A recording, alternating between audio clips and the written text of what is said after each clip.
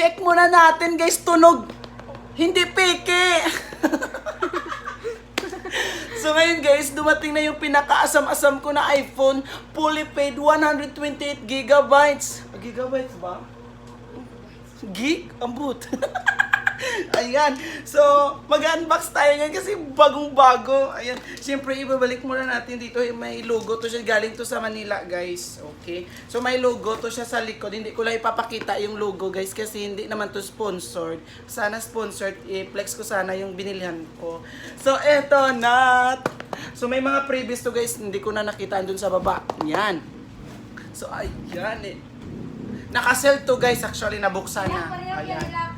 So, ayan. iPhone 15 Pro Max. iPhone 15 Pro Max. Ah, 15 ba? Ano ba itong pag-unbox natin, guys? Ayan. Ayan, guys. Mag-hello yan. Diyan, guys. Hello ba? Hello? Hello, no? Hi. Wait nyo lang guys, no, hindi ma-open sira. Ayan, Apple may kagat, so original.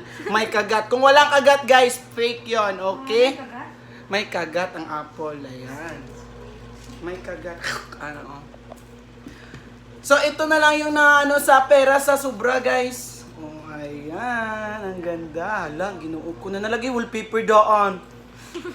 Na-scam. Scammer.